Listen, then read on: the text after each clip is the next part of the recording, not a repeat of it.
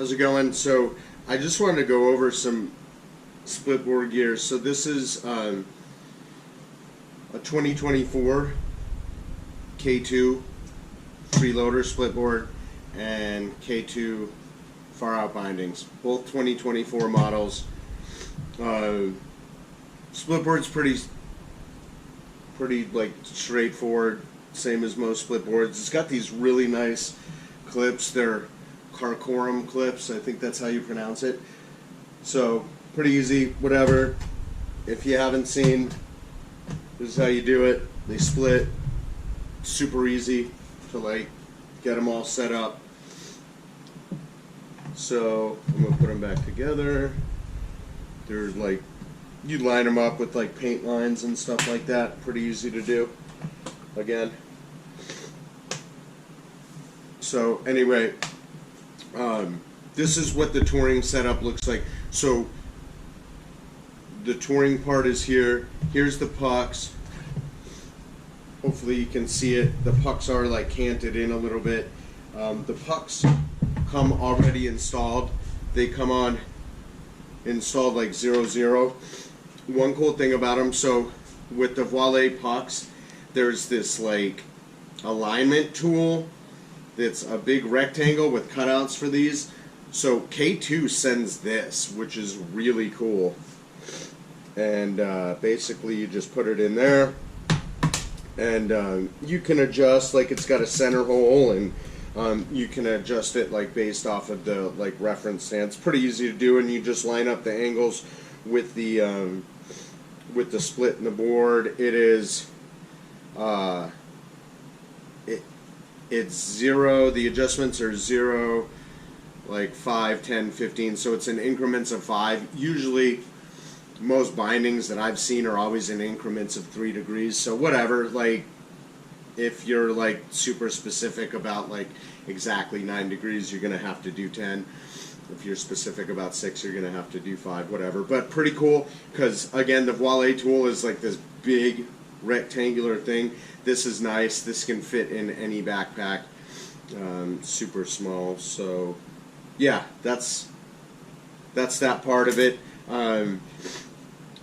Pretty straightforward. These well, this is the wrong side. So if you're trying to figure out which side is right or left, buckles go on the outside. If you don't know that buckles go on the outside on snowboard bindings, then I don't know. You need an instruction course. Anyway, so they just go on back first, and it uses this little, uses this fold-up deal to like lock it in, and then boom, it locks in from like here to these little pegs up front. Anyway, this information's pretty much out there, but anyway, you go like that, boom, cool, locked in, whatever, to go into like touring mode. So you have to load them up like this. So you gotta get everything out of the way. Gotta get everything out of the way. You go on the little brass deals right there, and then boom, like that. And just so you can see, these little bars flip up so that when you're on an angle, you can essentially be flat, like your feet can be flat. And they have like a different one back here, whatever. Boom. Again, same thing, a little bit less angle. Anyway, so really cool, and I'll show more about these in a minute, but this slides. So if you're side hilling and you need some more like side stiffness, you can lock these in. Okay, so there's that. Boom. Get these out of the way. Alright, so in the package you'll get 2 of these and 2 of these setups. I took one off because I'm going to show you guys something in a minute. These are 2 pieces. The manual that it came with said that it's 2 pieces, but it came as 1 piece. You could technically separate them. I don't know why you'd want to. Anyway, screw them in. Don't go too gorilla on the screws. I don't know, like personal touch. They don't give torque values or anything. So the toughest part about the setup is these metal bars are kind of spring formed, so they come like separate, right? And so you got to spread them out and get them in this, like, you got to get them in this little groove here, right? And it tells you which one goes on which side. So you basically have to like spread them and get them in there. See, this one came off already. Anyway, there you go. So it comes like that, and then you got to get it. There you go. Huh? That was easy. Probably because it's been in there for a couple weeks. And then when it goes up against a flat surface and it's screwed down, they're not going to be able to like come up. You know, that traps them in there. Anyway, so it's going to come with this piece, the tower, at least the rear tower. This one piece, the 2 screws, these 2 spring-loaded bars, comes with this, and then this piece. So this piece has a flat side. This piece has like a cutout here. The cutout goes up. Goes like this, and you screw this down to here, and you can screw it down like, I mean, I screwed it down really tight. Again, I didn't go too gorilla on it, and that is, it enables free movement of this right here. So just one note, I guess it's not really a big deal. You will find old school binding to boot strap. I never use these anymore. And then it comes with 2 strings, because originally, in the original version of this, there was a little tab that stuck up here with a hole in it, and you would attach this string and knot it like that, and that would enable you to like pull this, like be able to like pull it back, right? You know, so I don't know, don't use them anymore because it's got these like little side wing tabs on it. Anyway, so that's it on that. So I wanted to like take apart the K2 Farout Bindings, because again, there's almost no information on this on the internet. So this is the base plate. As you can see, there's 6 adjustments for the heel cup, right? To adjust for boots. You know, you get these like mounted on the board. Again, I'm not going to go over to like how and why you set the, you know, heel cup, how far out or how far in it is, but you know, it's so that you have like equal toe and heel overhang, because you don't want toe drag or heel drag. Anyway, so you got 6 adjustment points, so that's nice. I rotate my heel cup on my boards. So let's say that like here, you're on an angle, like your binding is kicked out at an angle. What I like to do is I like to rotate my high backs so that it's pretty much parallel with the edge. That's just the way I do it, whatever. I mean, I kind of get the like idea of the theory of the science behind it, and that's why I do it, because I'm a nerd like that. But I'm sure there's plenty of people that shred way harder than I do that don't adjust their high backs, and they're just fine. So whatever, personal preference. Normal like adjustment buckles for your straps, like I like to get my boot all set in the binding. Like I get the binding mounted, I put the boot in it, and then I get my strap set where I want them, that type of thing.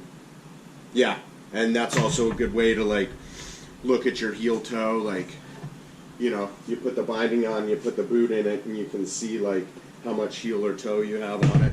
Maybe I'll put that on in a second and show you just for the heck of it.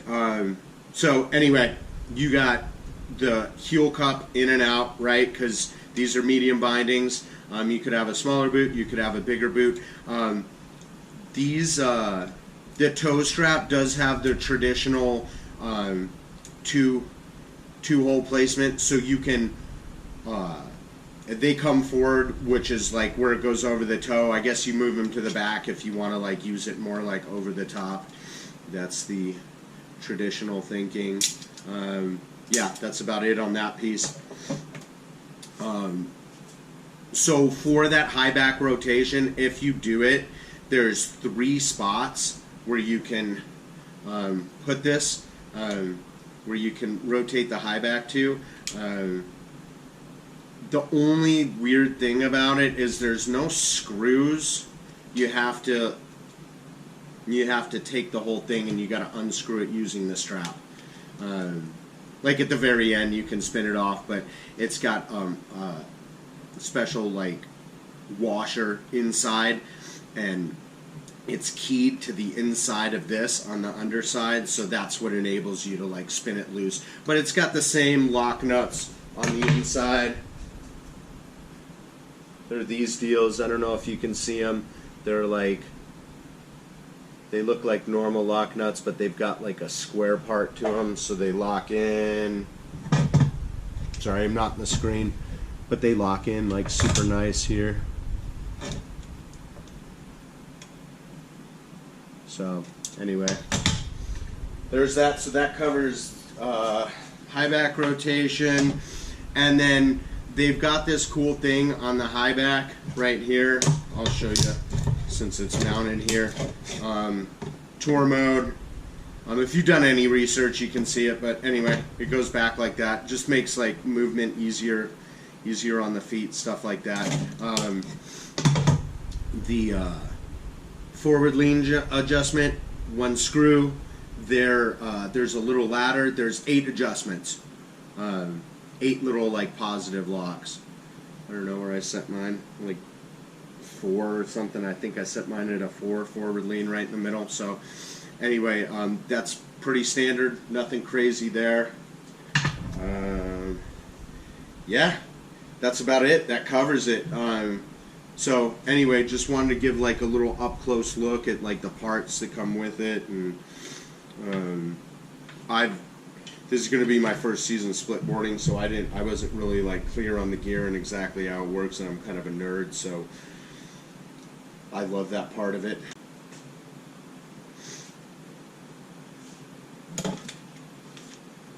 All right, we'll do a little boot fitting just to show.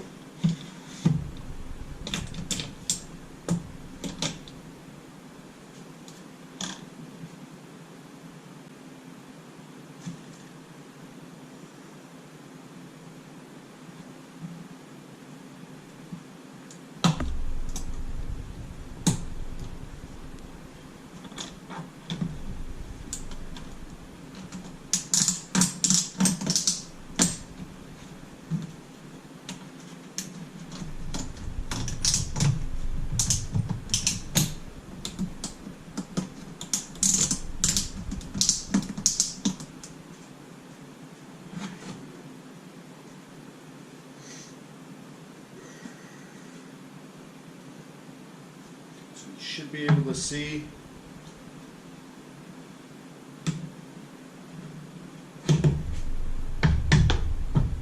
heel and the toe, like how much is sticking out. At the ceiling, you can see how much is sticking out each side. Pretty even. You can put any type of like straight edge here and see how much distance is between that straight edge and the side, the edge, whatever. So yeah, pretty cool. It's about even. Anyway, like I said, this wasn't going to be a video about how to set up a proper heel and toe, stuff like that. Just wanted to go over the gear again. Not much breakdown info on the K2 Farout Bindings or the boards or their split boards for that matter. Anyway, thanks for watching.